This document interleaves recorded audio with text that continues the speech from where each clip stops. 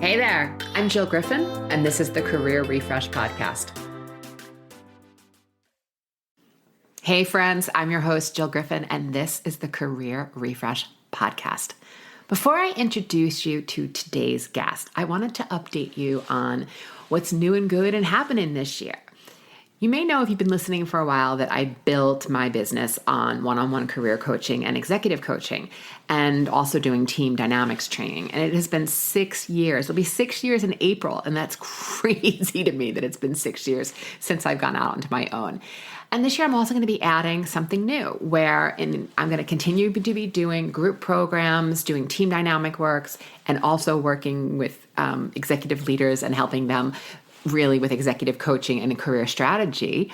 I'm also bringing in a program that is much more about mindfulness and something that I'm calling, connecting with your higher self. For years, I have had a basket, literally a basket of tools that I use to sharpen my intuition, stay grounded, and manage sometimes the insanity, the fun, the excitement, but the velocity of business. And I only spoke about my daily routines and what I did in really small circles. And today, my private clients have access to these tools, and many of them use them regularly to create the same results or the same types of results that I previously created. But I'm going to start sharing them in a group coaching experience. These tools have helped me lead large teams, global teams even, work in startups, spark my creativity, won me a boatload of awards. And if you're interested in learning how to really tap into your intuition, exploring a higher level of consciousness, and getting tools to grow past your current understanding of who you are in your career, and frankly, your life, and who you want to be as a leader in the future, then get on the list. I'm going to put the link in the show notes. I really feel that this next level work is taking in your strengths, your values, but tapping into that higher level consciousness and intuition to really be able to create what it is that you want in your life. So if you're interested, get on the list, and I hope to see you there. All right, now on to today's guest. Rebecca Panico is the Senior Director of Global Media Strategy and Planning at Hilton. And for full disclosure, she was previously my client when I had the pleasure, and I do mean pleasure. The Hilton brand and the Hilton brands of business was just absolutely wonderful, strategic, fast-paced, hospitality, loved working on those businesses. And she was my client when I was back in agency land. Rebecca is responsible for leading the global media strategy for Hilton's enterprise and 18 trading brands. What that means is the various hotel brands that are underneath the Hilton umbrella. She is a seasoned marketer with 20 plus years experience building global brands, driving performance across the consumer journey. I'm going to put her full bio in the show notes because she also worked at Capital One. Tremendous experience. And in this episode, we talk about cultivating teams and culture. We also talk about how agency life prepared her for working for the brand side of the business, her approach to removing barriers and creating the capacity for her teams to achieve, what she looks for when she's interviewing talent, and how she keeps her career fresh. So friends, dig in. I know you're going to enjoy listening to Rebecca and hearing all the wisdom she has to share. And as always, if you have any questions or feedback, send me an email, hello@jillgriffincoaching.com. All right, friends, I'll see you on the other side. Hey, Rebecca, welcome. Hi, it's great to be here. Thanks for having me. I love that we're having this conversation today. All right, so like I ask all of my guests, take me back. What did you think you wanted to be when you grew up?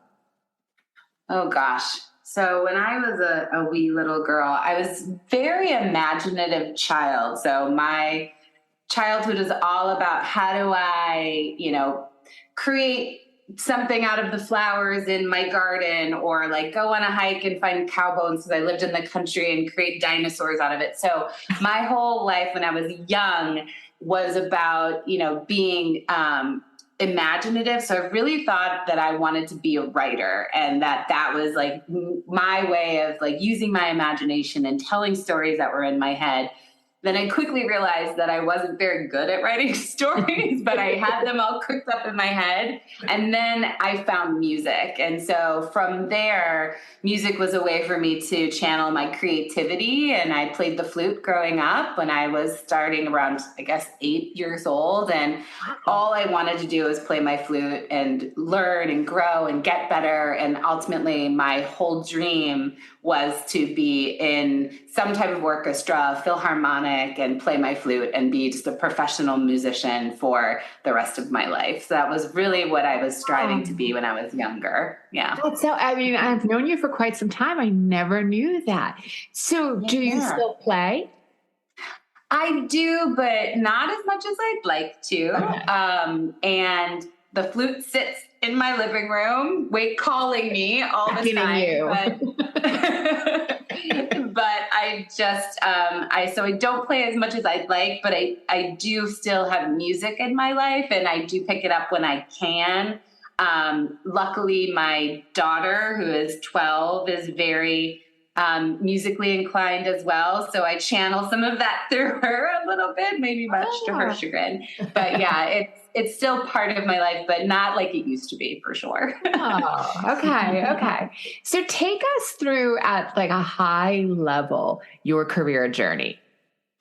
Yeah. So stemming off of wanting to be a musician, I kind of stumbled into marketing, and I can take you through that. And then tell you kind of where my trajectory has gone since then. Like I said, I originally wanted to be a musician.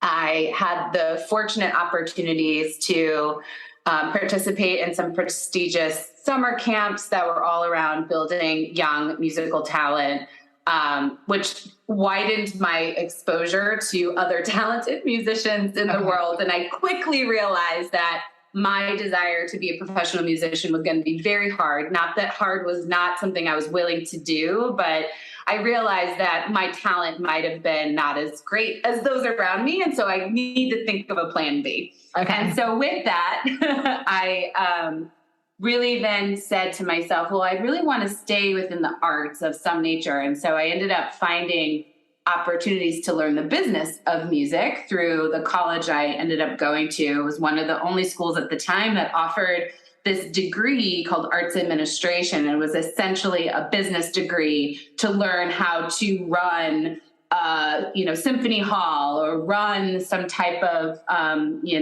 musical entity. Oh, wow. And so in that time in college, essentially, I started pursuing that degree, and I started to have to take, different types of business courses. And one of them was consumer behavior.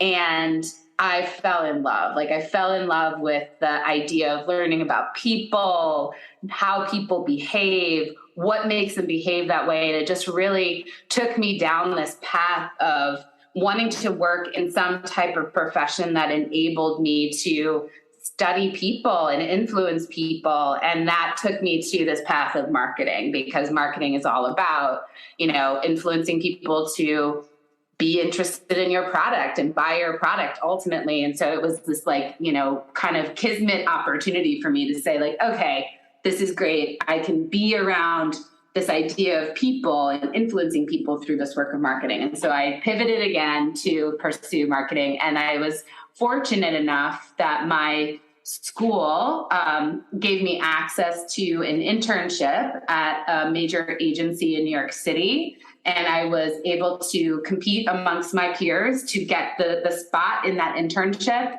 And that's how I got into advertising. So that's kind of my way into media, which is what I do today in terms of media strategy and investment through that journey. So that's where I am today in terms of being, now I lead media and strategy and planning for a major hospitality brand. And I've had the opportunity through my career to kind of work with major brands doing that profession and leaning into influencing people to buy my products through media strategy. Yeah. And it's interesting because, as you and I in different ways are storytellers, right? So when you think about the story of music and what music meant to you, and it's sort of like when you think about now the story of media and marketing, there's still, when it's well done, it is a beautiful harmony and a beautiful collaboration and an orchestra, right? And when it's messy, it's messy. So I can see that there are still similarities within that. Okay, so you started on the agency side and then eventually you went to the brand side. Yes, I did. So I've had a nice long career in media and advertising. Almost 23 years now. And I started on the agency side, and I worked agency side for, I guess, about 15 years of my career so far. And then I did, I've always wanted to go brand side. It was a goal of mine for a number of reasons, being able to focus on one company, getting the inside, scoop of what made that company grow, and being able to influence, in a different way. And so when the opportunity for me to go client side arose, I jumped on it, and it was a really great opportunity for me to really pivot away from this idea of selling to clients and being a client, but taking that experience of selling, right? Because everything you do in agency side is selling a product of some nature, but it just pivoted that to internal selling and being able to bring forward strategies with an agency now powering me to then bring those strategies forward internally with my internal stakeholders and leaders to, be able to kind of make change within an organization versus outside. Yeah. How do you think the agency side of your experience prepared you for the brand side? Oh gosh, that's a great question. I think generally, what the agency side prepares you for is it prepares you to be really nimble. I think be able to create and develop and think about a point of view on the fly. You're getting questions that are literally out of left field, typically from clients. And so being able to form a strong opinion, hold it fairly loosely to be able to adapt and pivot is something that also I think you learn agency side, because you kind of have to flex and mold with your clients and be able to react in a way that is, helpful to bring the conversation forward. I think my dog might start barking. So I'm going to pause for a second. We have dogs and babies that come through. It's all good. I think that's a really interesting point. I think agency is some of the greatest training grounds for how to learn at a very young age how to run aspects of a business. Now, you're not really running it, right? You're borrowing the business, and the brand that you're working on is what you're borrowing. But depending on how your team is structured, the department that you work on could also be like a baby little business, like its own micro business. So I think it gives you an enormous amount of understanding about the elements, but you have to dig in the other side. Otherwise, you'll only know the media, marketing, and advertising side and not understand that part of growth at a brand is everything else. Even though I was working agency side, just, I guess in my sphere of media, I think what you said is really important, is that it allows you, though, to borrow businesses, learn how businesses function, that because every kind of category business is different in how they make money, what they're selling, and how they think about marketing. And I think agency side, in addition to allow you to create a business for yourself, if you will, but it also allowed you to understand and take little bits from different types of categories to then form your own ability to say, I can borrow knowledge I learned from working in the QSR industry, and that franchise model that equates immediately to my ability to work in the hospitality category, where it's also a franchise model. So it really, I think, enabled me to be able to absorb how businesses function across a number of categories to then allow me to shape and mold my strategies, having a wider purview of knowledge. Yeah, I totally see that. I mean, I know even in my own experience, prior to having the experience of working both on Microsoft, Samsung, and American Honda Motors, I never would have told you that there were parallels between consumer electronics and technology and the automotive industry outside of the obvious within like, the dashboard and what technology is put in the car. But there are a ton of parallels, even that, you're selling a product very often that it doesn't yet, right? It's not being sold for another 10 months because it's still in production. So really, So let's jump into where you are today. Tell us a little bit about a day in the life of Rebecca these days. Oh gosh. Well, every day is different these days. Some days I'm working from home, some days I'm working in the office. But I think generally, my day, most of my days are filled with leading my teams, right? So it's about checking in with my teams, really working through how do we continue to iterate on the strategies and our go-to-market approaches, and really working with the teams to understand where they are, what they're seeing, how I can remove barriers for them to bring their recommendations and strategies forward. And I'm probably being super vague about it, but I feel like most of my day is really working with my teams to ensure that they have the ability to do their jobs well. And that's about helping to provide mentorship, helping to remove barriers with senior leadership, and ultimately giving them advice on how to take something forward. And I feel like that's my day in a nutshell, if that makes sense. But it's largely, enabling my teams to do the best work that they can, essentially. Yeah. What were some of the learnings that you personally found? At one point, you might have had one or two people reporting to you, and now you have a large team. What were some of the biggest learnings you saw between, being a leader of a small team to all of a sudden now being a leader of a large team? Like, how did you scale yourself? Yeah, that's something I'm probably still working on, if I'm being honest. But I think, how you have to really have the bench and your deputies. And essentially, I think in my mind, I'm like evangelizing my deputies to then spread that same atmosphere, if you will, for lack of a better word, into the rest of the organization. So I think surrounding myself with people, not like-minded people, but people who share similar values, but are willing to challenge each other. And I think by doing that, we can then we created and are creating an organization where everyone feels that they can be empowered to do their work.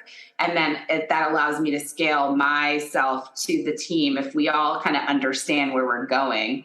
But the reality is it's hard, to scale yourself and be accessible to the team. And we try to do the best we can, creating office hours, creating space for people to have accessibility to me, or, working through my direct leadership team to, ensure that those themes that the teams are feeling are bubbling up, right? So when you're managing team dynamics, what are some of the things that you see different, where most of us it's some sort of hybrid approach now, right? In the before times, we were all in the office. Then we went to obviously wholly working from home. How are you, what are some of the biggest learnings you're seeing from managing team dynamics in a hybrid location?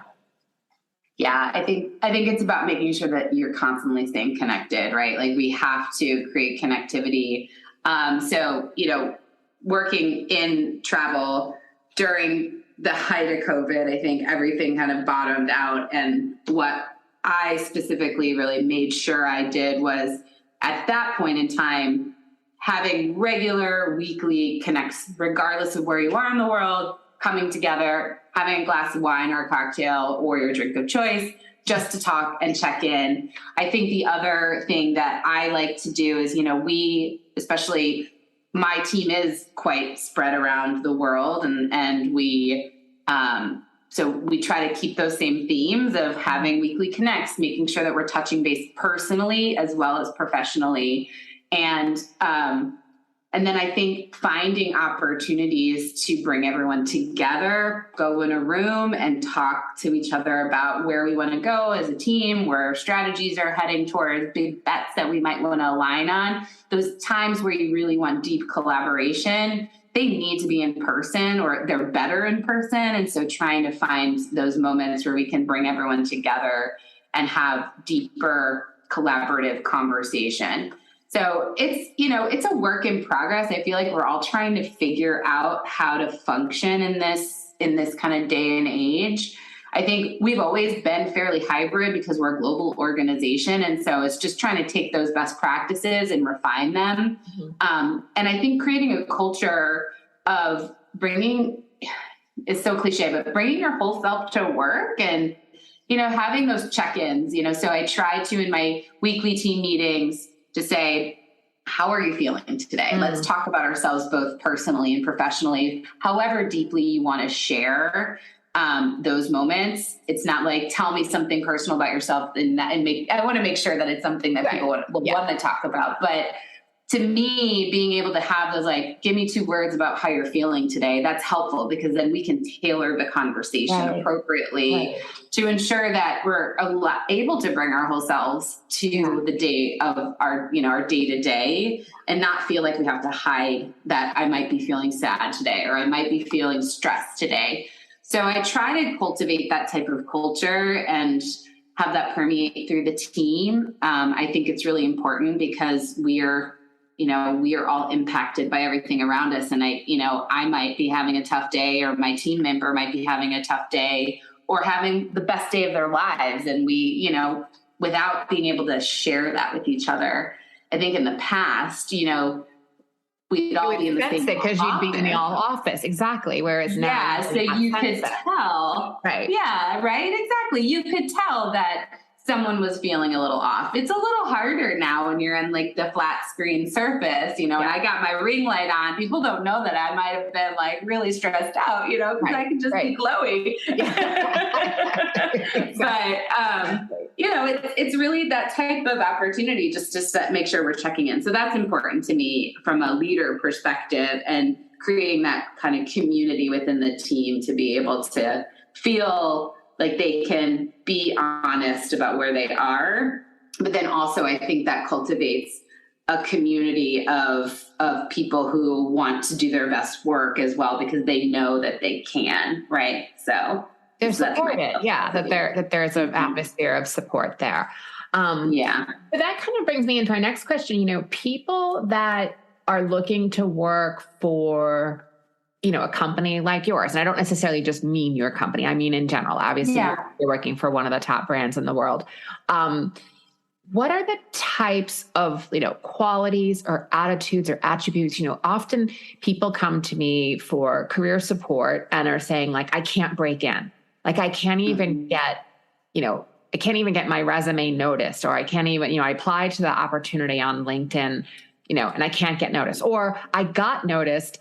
And how do I want to prepare for the interview? So what are some of the things that, again, I know you don't speak for the full organization or other organizations, but what are some of the things as a senior leader from a very successful brand that you look for?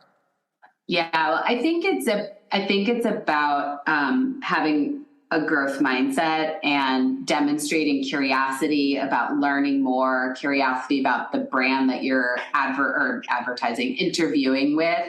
Demonstrating that you've done your homework a little bit as well, or at least have, again, a bit of a point of view, even if it is loosely held, like being able to demonstrate your understanding, not necessarily of the category, because at the end of the day, I think it's about, bringing maybe the experiences that you've had before, relating it to the category that you're interviewing for, even if you've never worked in that category before. But to me, what I look for typically in people, in qualities, is, again, being willing to learn, showing that you're curious to learn more, and being really open. And my whole goal is always to find people who can really jump in and know what they don't know, ask good questions. But also my hope is that I can bring forward opportunities to help people like move up, right? That's my whole goal, is to help people be successful. And so I do like to largely look at those kinds of attributes in people. I think it is sometimes hard. It's a very competitive world right now. Yeah. And finding jobs. And I think, being able to demonstrate some of those capabilities is helpful when you're having conversations with recruiting and with senior leaders that we might be advertising with. I think also I keep saying advertising. Oh my God, interviewing with. I think the other thing too is like, use your network around you to break in. I think your network is incredibly important to break in, and being able to cultivate relationships with those around you. But sometimes getting in the door, you have to go kind of a few steps sideways to get around there. And I think being able to really leverage your sphere, it allows you to take that and you have a wider influence, right? So. Okay. That is really helpful for anyone listening that's like really thinking about. I think it's also the resourcefulness, where you can, studying the category, studying things that about the brand. I don't think anyone who doesn't work on the inside is expected to know everything. How could they? There's going to be information you have as an employee that you wouldn't have as a customer, but doing that research and being prepared. I also think having some really smart questions, like and not smart for the sake of like trying to look good, but like really intelligent and taking the time to have that sort of intellectual dialogue with whoever you're interviewing with, because it shows someone how you think. And that's going to be a lot about, being successful in the actual role. Okay. Totally agree with you. And I think that's where the curiosity piece comes in. It's really asking the questions and being curious and demonstrating that you're really interested in learning more about it, and asking those smart questions is really, I think it does show a strategic minded, how you're strategically minded by doing that. Okay. All right. So I'm going to take a little bit of a spin, and I want to ask a little bit about you personally. Like, how do you keep your career fresh? How do you keep it exciting? Well, I mean, I think I'm fortunate in that I work in an industry that's constantly changing. And I think that makes it fun for me. So I'm fortunate in that regard, right? Like, media is an exciting place to work because the landscape of media just is always on the move, and there's always something to dive into, to learn and be interested in. I think beyond that, for me, how I keep it fresh is, I go to conferences, I set up opportunities to meet with other peers of mine or other leaders that work at other brands, really connecting, growing my network to get ideas and be able to make sure that I don't stay complacent in my bubble. It's so important to reach out around you and look up and out. And that's what I try to do when I feel like I'm getting like more like tunneled in my hole of, my day-to-day work. I do try to notice it first, and then find opportunities to have coffee with people that might give me different perspectives about the day-to-day or about marketing overall, and gives me some inspiration to explore. And I think it's all about exploration, right? For me, at least. So that's how I try to keep it fresh. And I think it's worked so far. I'd say so. Yeah. I just came back from Brand Week in Miami, and I came back so refreshed and energized because I heard from and met with so many movers and shakers in marketing and at brands, and it was just really incredibly inspiring. And so I highly recommend just finding those opportunities just to like go out there and see what other people are saying and thinking. And I've taken so many really interesting nuggets of insight back to my work, and I now feel so inspired by it. And I want to really like move different things forward as a result. So yeah. And for anyone listening, even if you don't have the resources or your company doesn't have the resources to send you to any of these networking events, I would encourage you to look in your local area to see if there are local clubs or local networking groups.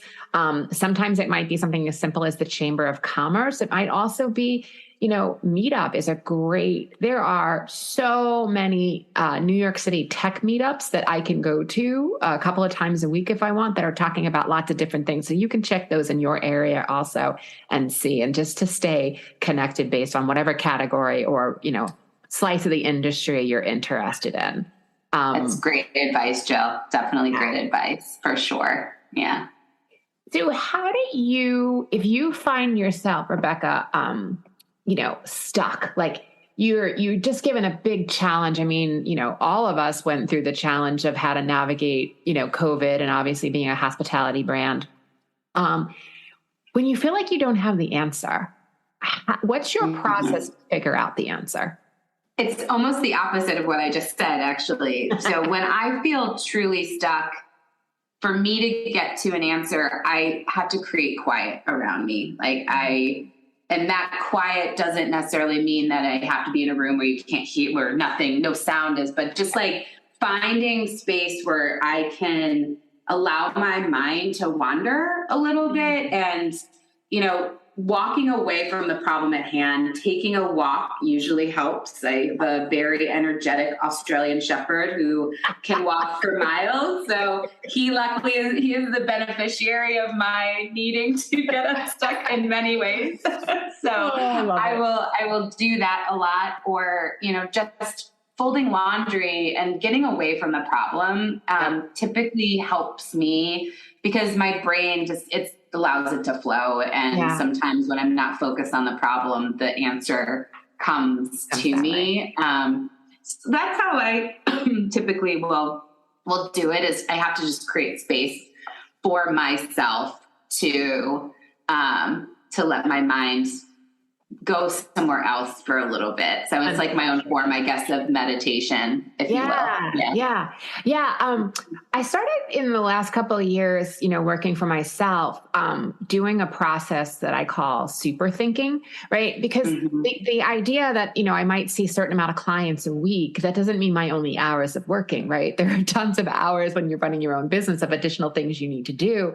So you could always be busy or distracted, and just carving out an hour or two a week, sometimes stacked, sometimes separate, where I'm not allowed to sit at my desk and I sit in a chair and I just sit. And maybe I'm thinking about something, maybe I'm, writing, but I'm doing it like old style. Really helps. It's kind of like your version of walking the dog. Yeah. Like it's a way of stepping away from the routine. But if I'm sitting at my desk and there's my Mac in front of me, my hands are going to be on it. So stepping away really helps me get that quietness. Okay. I love that. I love hearing everybody's different way of doing it. All right. But I think just a really quick, one build on that. I totally agree. I actually think even just stepping away from your physical desk, even if you want to do some work with your computer and just doing it elsewhere, go into your kitchen, go into your back porch, go into your, local Starbucks, right? Find some change of scenery is another way. It's sometimes just perspective shift is a way to change and help you get the aha you might need. So I find that also be sometimes just really helpful. I need to just get away from this box that I'm in with my desk and break free my mind, So no, I think that's really good too. It's just, again, everybody's got a different way. And I think when we share the ideas, it can spark somebody's own way of getting to it. Okay, a couple of fun questions. What are you reading and what would you recommend? Well, I just...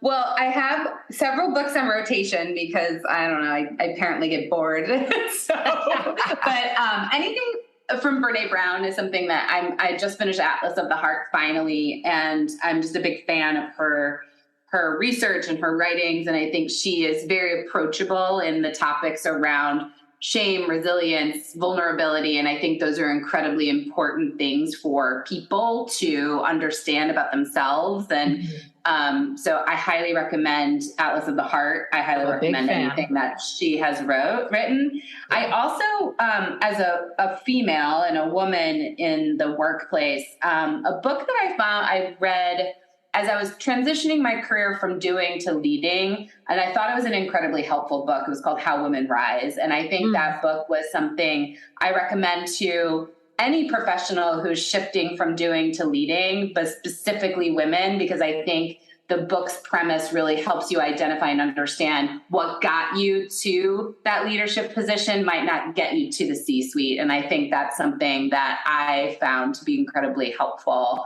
for me as I think about my growth in my career. In terms of podcasts, of course, the Career Refresh.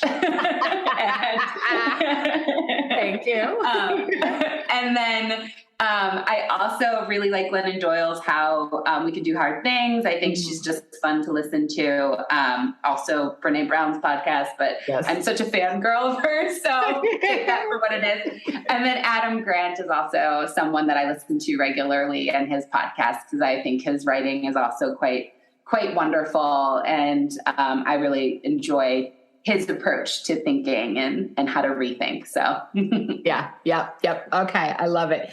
Well, Rebecca, this was really, really helpful. And I just appreciate you having a chat with me and taking everybody through sort of the way you approach not only leadership and teams, but also how you approach your own mind management and sharing some tips. I'll put all of the recommended books and podcasts. I'll put the links in the show notes so anyone can follow them. I'll also put the links so that you can follow Rebecca on LinkedIn and see all the great stuff that she's continuing to do. But I thank you for being here.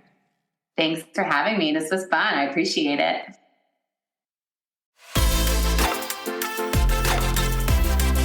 Hey, thanks for listening to the Career Refresh podcast. If you're enjoying this and you want more information, go to my website, jillgriffincoaching.com. There you can find information on how to work with me one-on-one or my group programs, or even bring me into your workplace. I'll put the link to my website in the show notes. But hey, listen, before you go, do me a favor, rate and review this podcast because it definitely helps me get the word out to people everywhere so that they can also thrive in the workplace. All right, friends, I appreciate you. I'll see you soon.